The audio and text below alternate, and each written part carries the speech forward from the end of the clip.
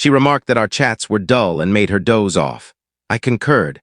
I'd observed that too, so I ceased speaking altogether for a full fortnight. Her emotional collapse during supper when the server inquired if we were all right, and I merely lifted my shoulders.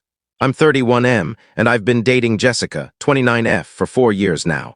We've shared a home for the last 2.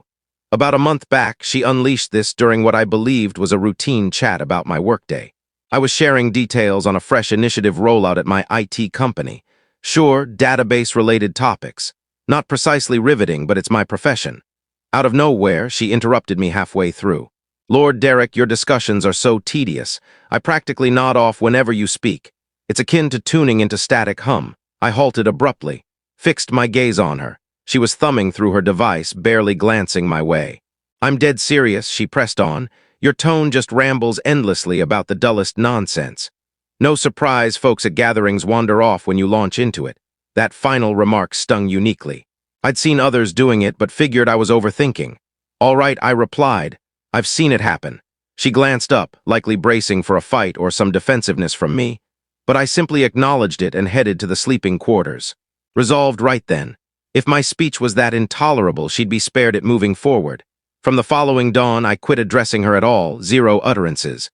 She queried my breakfast preference. I gestured toward the eggs.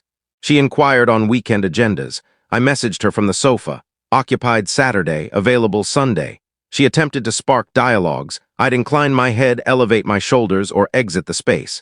Initially, she appeared eased. Even quipped to her sibling Megan over loudspeaker about how Derek at last grasped the message regarding his lackluster tailies. Giggled over the cherished hush. On day 3, she began showing frustration. This is immature, Derek. Speak properly, I messaged her. You claimed my speech lulled you to slumber, just being thoughtful. Day 5. She shifted to affection, prepared my preferred meal. Done that outfit I favor. Darling, I yearn for our exchanges. I grinned, pecked her brow, and proceeded with my meal wordlessly. By the second week, she was fracturing, trailing me from area to area. This qualifies as mistreatment. The no-talk approach is psychological coercion. I retrieved her social feed where she'd shared mere days prior. When he at last quiets down. Tranquility at last, serene partner, she seized my gadget. That was humorous, I elevated my shoulders. The tipping moment arrived at her go-to eatery. Booking she'd secured ages ago to mark her career advancement. Her folks were meant to join but bylaid suddenly. Thus, solely us. The server returned repeatedly, evidently uneasy with the vibe. I'd indicate menu choices, nod, beam at him. Jessica was striving for normalcy, chatting sufficiently for us both. Yet her pitch rose, more tense. So Derek's tackling this major endeavor, she informed the server urgently. Share with him about your endeavor, sweetie. I negated with my head, sipped my beverage. The unfortunate server eyed us alternately. Everything all right over here? I elevated my shoulders. Jessica's complexion flushed crimson, then paled. Then she shattered. And no, everything is far from all right. He hasn't uttered a syllable to me in 14 days over one harsh remark. This is deranged. Derek, communicate with me. The whole venue was observing. Tears streamed now, makeup smudging. I'm apologetic, all right? I'm sorry for labeling you dull, you're engaging. I adore your anecdotes. Kindly utter anything. I regarded her extendedly. Afterward, I addressed the server. I'll take the salmon, cooked to medium with asparagus on the side. My timbre felt gravelly after 14 days of utter muteness. The server jotted hastily and fled essentially. Jessica gawked at me. Is that your sole response? You halted our dialogues for 14 days because I deemed them unexciting. You appeared content with it on your socials. She snatched her bag and bolted. I savored my meal solo. The salmon was superb. That occurred 3 days past. She's bunking with Megan. I've received roughly 20 messages spanning from I despise you to kindly, may we converse to your deranged.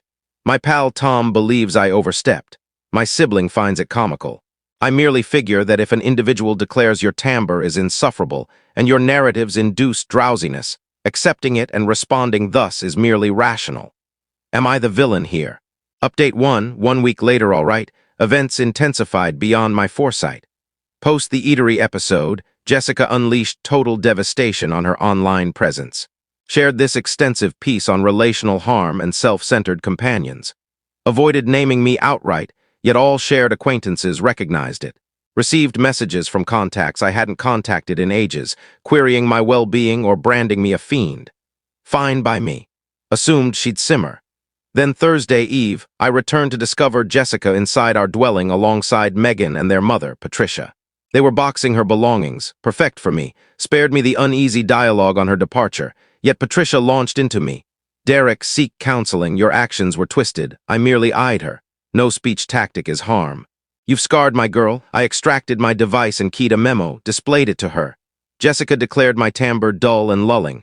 I was merely courteous by avoiding imposing it on her. Patricia grabbed my device. Cease this. You're an adult male. Vocalize very well, I stated. Your offspring informed me my timbre resembled static, that I wearied audiences, that social events improve sans my input. Thus I complied. How does granting her precisely her request constitute harm? Megan interjected. She wasn't literal. Then she ought to have clarified. Rather than reinforcing and broadcasting how serene her existence was absent my tedious narratives. Jessica eventually voiced, I expressed regret. No, I amended. You expressed regret post-public humiliation. You relished my hush for almost 14 days. You boasted digitally. It was jest. Was it amusing when you informed me attendees at events evade me? Was that just too? Quietude. That's my assumption. Patricia attempted anew. Partnerships demand pardon, Derek. They likewise demand esteem. She lacked esteem to partake in my dialogues. Hence I ceased them, for 14 days. She seemed to cherish it predominantly those 14 days. They concluded packing as I lounged in the lounge. As they departed, Jessica paused at the threshold. You realize you are dull, but formerly I deemed you kind too. Now I see you're simply dull and spiteful. Very well. She banged the portal. 20 minutes on, I received a payment demand via app for partial housing cost. I rejected it and dispatched. You vacated willingly, not covering lodging for a space you no longer occupy, she retorted. I was compelled out by your harm. I captured her social boasts of delight in my hush and forwarded them. Compelled out by delivering what you openly lauded. She barred me. Yet here's the oddity. The prior day I fielded a ring from her father, Robert. We typically meshed nicely. Derek, what truly transpired? I recounted all, the opening slight, my reaction. Her digital boasts, the eatery, the relocation. Patricia claims you inflicted psychological harm on Jessica. I muted because Jessica deemed my timbre sleep-inducing. For 14 days, she broadcasted her joy in it. Why resume vocalizing? Another intermission. Then he snickered, you know. Well played, she's been spoiled rotten excessively. Patricia indulges her. Robert, cease, I'm earnest. Jessica rang me weeping over your refusal to converse, but upon probing why her account morphed. Initially, you fumed at helpful feedback. Then mere jest. Then domineering. The narrative shifted. I merely supplied her request, and she faltered under receiving her desire. Quintessential Jessica, she mirrored this with her prior beau. Informed him he was overly sentimental, so he withheld emotions. Then griped he was aloof. This was revelation to me. Listen, he proceeded, I cherish my child, but she must grasp that utterances bear repercussions. You avoided shouting, avoided slurs, avoided aught save ceasing the behaviors she decried. If that shatters her burden, we conversed further. He noted Jessica was already browsing dating platforms, displaying options to Megan, claiming need for a more vibrant match. Allow 2 months, Robert advised. She'll discern that steady and unflashy isn't direst, but reject her return. Hadn't intended, here's the crux, I'm already improved. Enrolled in a role-playing game circle. Yes, epitome of unflashy, I suppose, and participants appear attentive as I discuss role designs and plot arcs. Began attending quiz evenings at a nearby pub. Discovered folks appreciate my eclectic facts on eclectic matters. My dwelling is more hushed presently, but it's a positive hush, not the tiptoeing apprehension of being overly unengaging hush. Oh, and unexpected turn. Received a dispatch from Megan yesternight. Jess is exhausting me with endless chatter on her sentiments. I comprehend your muting now. She truly never ceases on herself. How endured you 4 years? I abstained reply, but chuckled inwardly. Update 2, 3 weeks later thus, the presumption soared to unforeseen heights. Recall how Jessica barred me across platforms. That endured roughly a week post my prior note. Then arrived the message onslaught from an unfamiliar line. We must discuss dwelling matters. You're spiteful on the housing fee. I have correspondence there. My identity remains on the agreement too. That final was intriguing, as though her identity was listed. She'd also messaged never re-entering that confinement. I preserve captures routinely now. I answered once. Correspondence is boxed in the entrance. You extracted yourself from the dwelling. I was ousted by your hush. I ignored. Then matters grew foolish. She somehow persuaded our property overseer that I barred her from her rightful abode. Mr. Peterson rang me. Baffled, Derek. Jessica alleges you altered the barriers. Negative, Mr. Peterson. She vacated 3 weeks prior. Theatrical exit, with her mother and sibling. I possess entry logs from the entrance of them hauling crates. Ah. She claimed you obstructed her entry. She declared never returning. Now demands I fund her for an abandoned space? He exhaled. I'll address it. Evidently, addressing entailed informing Jessica she couldn't dualize. Either reside and fund or abstain. She opted abstain, positive aspect. But then emerged the prime diversion. Prior Tuesday, I was at quiz evening with my role-playing crew. We placed runner-up when Jessica entered with a fellow, lanky. Ample styling gel, chuckling excessively at her every quip. She spotted me and ensured seating in my view, irrelevant. I concentrated on dominating the text section, but she amplified. Boisterous exchanges on how certain individuals are truly captivating, and it's delightful to pair with one possessing genuine tailies.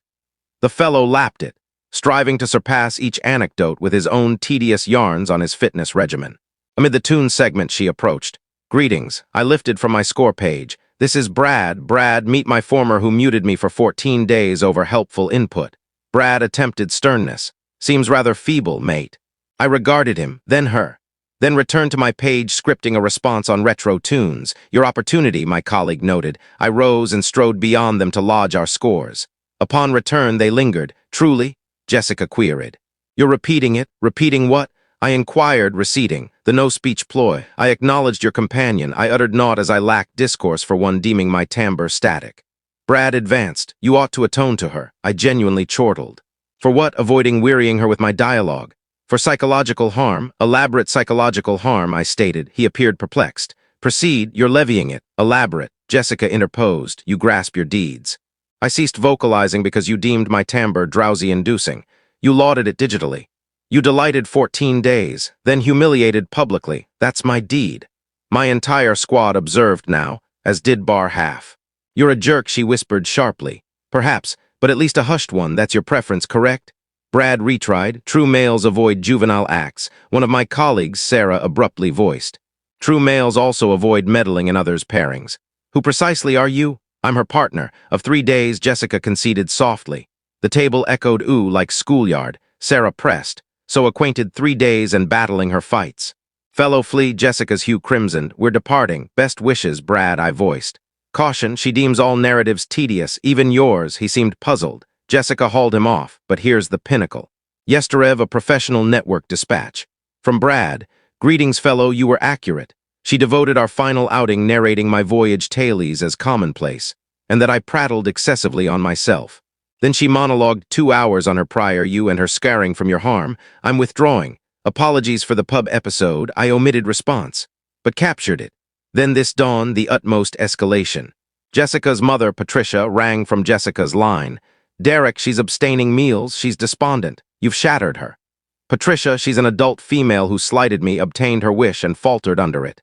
She yearns for you. She yearns for a target to critique. Unjust. Nor was deeming me dull and noting event evaders. She wasn't literal. Then clarify upon my initial quiet, not post 14 days lauding digitally. You're demolishing her.